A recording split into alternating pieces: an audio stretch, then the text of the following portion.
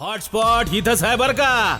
तर मग चला चॅनलला सबस्क्राईब करा आणि घंटी नक्की वाजवा.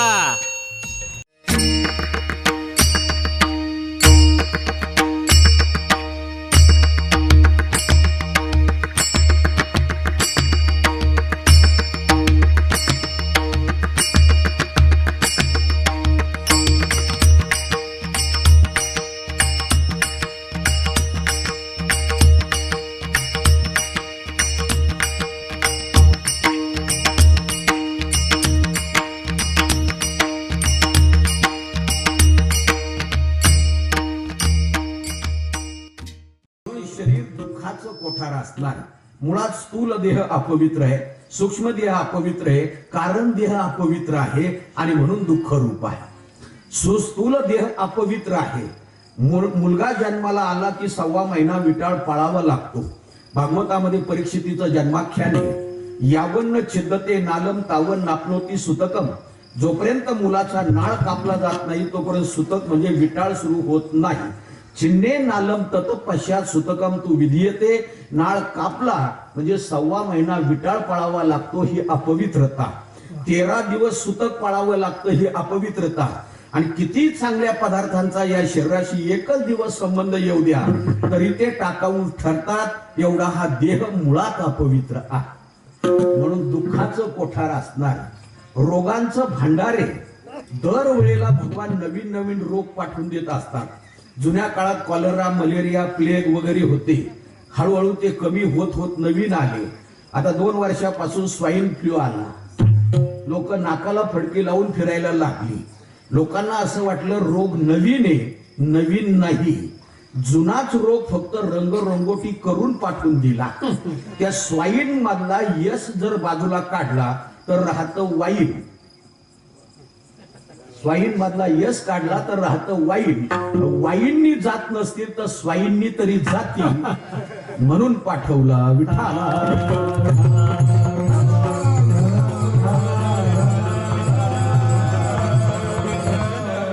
आमचे स्वामी मोहनानंद म्हणायचे, ज्या झाडावर पावडर मारली समजावं ते झाड किडीचं आहे. कारण किडीच्या झाडावरच आपण पावडर मारतो ना शेतावरती. ज्या झाडावर पावडर मारली समजावं ते किडीचं आहे. नुसता स्वाईन फ्लू झाला असेल तर नाकाला फडकं लावलं जातं. फक्त डोळे उघडे ठेवून जर अख्खं तोंड झाकलीत असेल तर रोग किती दगा बळावला आहे. काळाच्या पलीकडे विठाला.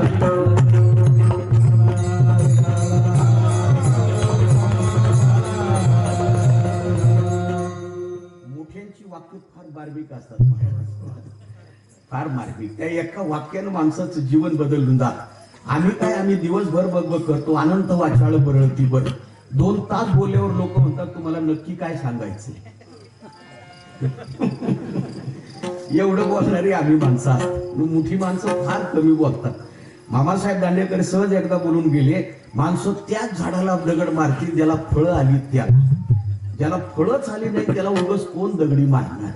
म्हणून सरकार असं हुशार आहे, ज्या झाडाला कधी फळ येणार नाही तीच झाडं रस्त्याच्या कडेला लावतो.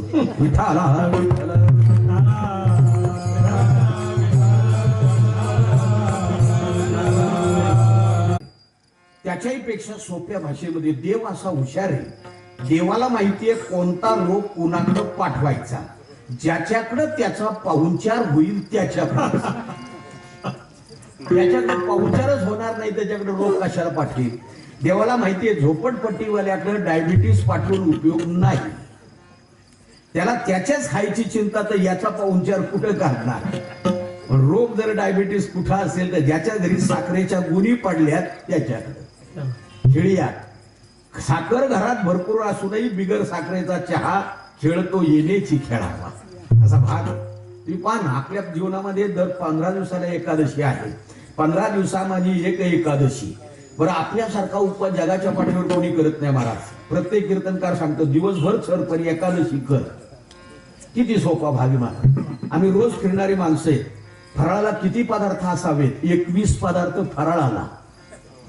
21. मग का नाही रोज उपवास करावा? पण तरी माणसं करत नाही. देव विचार करतो, ठीक आहे एवढ्या एकादशी आल्या एकही केली नाही ना, सगळ्या भरून घेतो तुझ्याकडून. मग कुठेतरी ऍक्सिडेंट होतो, ऍक्सिडेंट झाला का त्याची रवानगी हॉस्पिटलला, खाटेवर पडलेला, नाका तोंडात नळ्या, एका हाताला सलाईनची बाटली, एका हाताला रक्ताची बाटली. लोक 4 वाजता भेटायला येतात, कोण चिकवांत, सफरचंद आणतं, बिस्किटचे पुढे, मिठाईचे पुढे, बाजूला ढीग लागतो, हवळून पाहतो, पण काही खाता येत नाही. का? सगळ्या एकादशी एकदम भरून द्यायच्या असतात. मन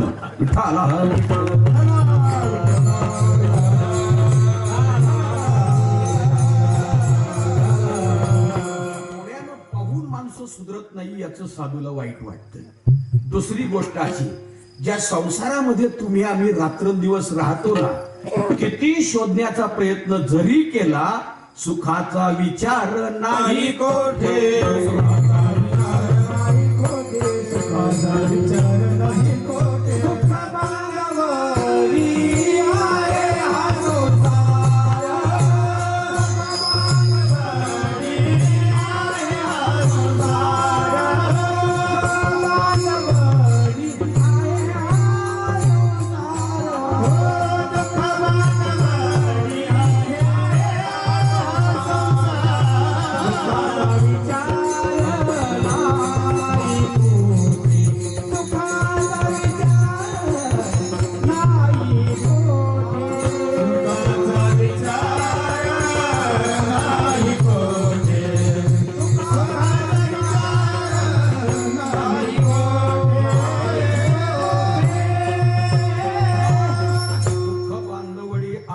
संसार.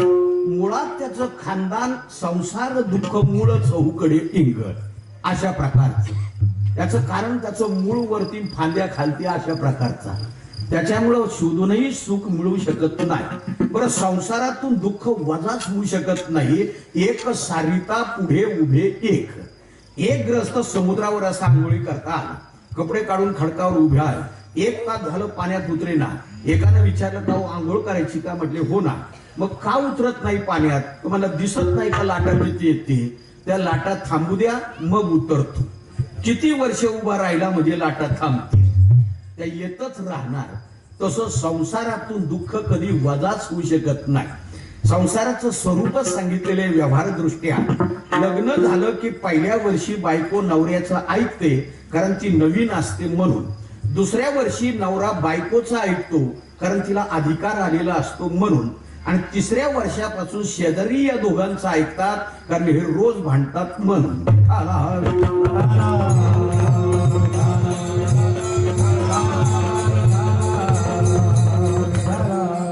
आणि म्हणून संसारासारखं दुःख जगाच्या पाठीवर दुसरं शोधूनही सापडायचं नाही. समजून सांगितलं महाराजांना, प्रपंची जरी सुख जोडे तरी का सेविती गिरीकडे, राज्य टाकून गेले थोडे ते काय वेडे म्हणावे. अरे घरादाराचा त्याग करून गेले. आपल्यासारखे 2 आणि 4 एकरचे मालक नव्हते. 18 भार वनस्पती, ती माणसं गेली. आपण सुजावू शकत नाही. आणि म्हणून संसाराचं स्वरूप दुःखाचं आहे. भगवान गौतम बुद्धांनी सुद्धा 4 सूत्र सांगितली. सर्व क्षणिकम क्षणिकम, सर्व शून्यम शून्यम, सर्व स्वलक्षणम आणि सर्व दुःखम दुःखम. ही 4 सूत्र मान. याचं कारण असं, भगवान गौतम बुद्धांचं पूर्वाश्रमीचं नाव आहे सिद्धार्थ. अशा वेळेला राजानं इतकं सुखात ठेवलं की स्वप्नात सुद्धा दुःख दिसू नये इतकं सुखामध्ये. एक दिवस रथामध्ये बसून असं नगर प्रदक्षिणेला चालले. नेमकं एक म्हातारा आडवा आला, कमरेत वाकलेला, सुरकुत्या पडलेल्या आहे, नुसती हाडं शिल्लक राहिलेली. आणि त्याची अवस्था पाहिल्याबरोबर विचारलं, छन्नू हे काय रे? सारथ्यानं सांगितलं, महाराज माणसाच्या जीवनामध्ये 6 स्थित्यंतर आहे. आस्ती, जायते, वर्धते, विप्रणवते, विनशते, विचिक्षते. त्यातलं हे वार्धक्य, म्हातारपण आलेलं आहे. प्रत्येकाला याच्यातून जावं लागतं. तुम्ही सुद्धा म्हातारे होणार. आणि क्षणभर विचार डोक्यात आला की आपण अशा अवस्थेत कसे दिसू. पुढे गेल्यानंतर पाहिलं तर एक महारोगी. सारथ्यानं सांगितलं, जेवढे भोग आहेत तेवढे रोग जडल्याशिवाय राहत नाही. भोगांचं पर्यावसान रोगामध्ये. भोगे रोग जोडोनिया दिले आणि का भोगे रोग जोडोनिया भोगे रोग जोडोनिया दिले आणि का भोगे रोग जोडोनिया भोगे रोग जोडोनिया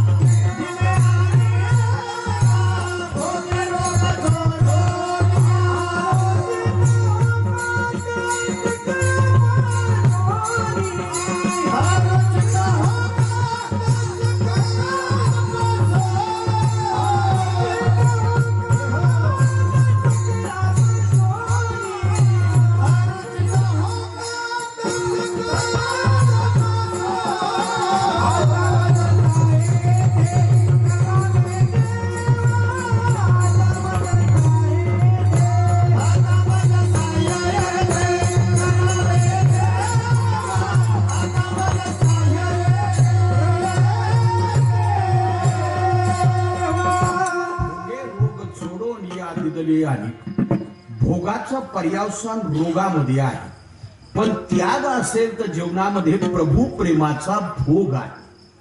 एकदा सगळ्या गोपींनी बासरीला विचारलं, हे बासरी, आम्ही एवढी साधना करून गोकुळामध्ये आलो, कारण जे आले ते ऋषीमुनी, दंडकारण्यामध्ये जे ऋषीमुनी राहत होते त्यांना कळलं प्रभू रामचंद्र आता वनवासाला चाललेत, आपल्याकडे येणार.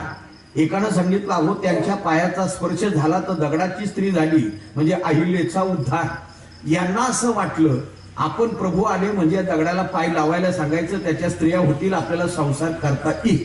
म्हणून ज्यांना जेवढे पेलवतील तेवढे दगड डोक्यावर त्यांनी घेतले प्रत्येकाला, आणि जसे पेलवतील तसे दगड डोक्यावर घेतले.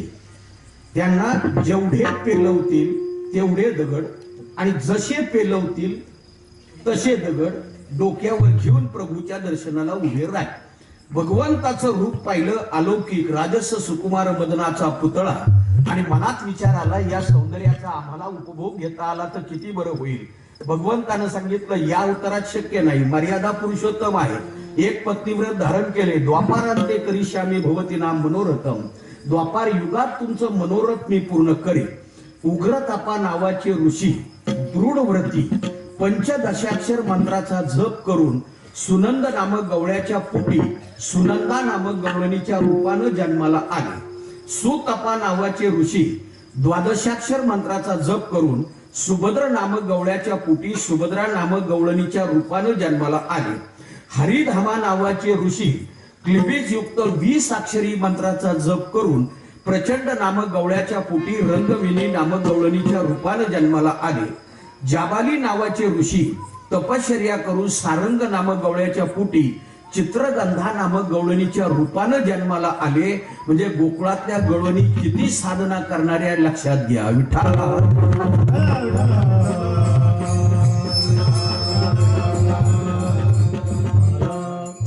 गोपी सांगतायत अगं, कारण गोपी शब्दाचे अर्थ खूप आहेत महाराज. गाम दृष्टीम पांती ती गोप्य, जे आपल्या दृष्टीचं विषयापासून संरक्षण करते तिला म्हटलं जातं गोपी. गोपी शब्दाचा दुसरा अर्थ आहे गोपायती इति गोपी, जी भक्ती भावनेचं रक्षण करते तिला म्हटलं जातं गोपी. गोपी शब्दाचा तिसरा अर्थ गोबीही पिबती श्रीकृष्ण रसमिती गोपी, जी इंद्रियाद्वारे श्रीकृष्ण रसाचं अमृतपान करते तिला म्हटलं जातं गोपी. विठ्ठला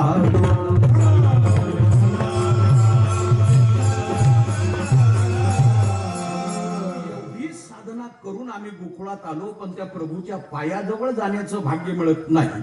आणि तू मात्र त्याच्या ओठांचा आदर सुधारस प्राशन करतेस, असा काय त्याग तुझ्या जीवनामध्ये तू केला.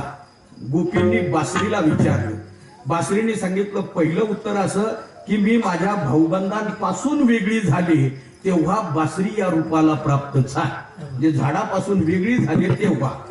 दुसरं उत्तर असं आहे की मी मनानं इतकी निर्मळ आहे की माझ्या पोटात काही राहत नाही, कारण बासरी पोकळ असते.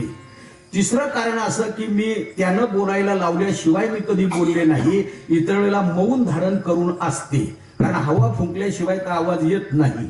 आणि सगळ्यात महत्वाचं, त्याच्या ओठांजवळ जाण्याकरता सगळ्या अंगाला छिद्र पाडून घ्यावी लागली, नाही तर काठी म्हणूनही जवळ केली नसती.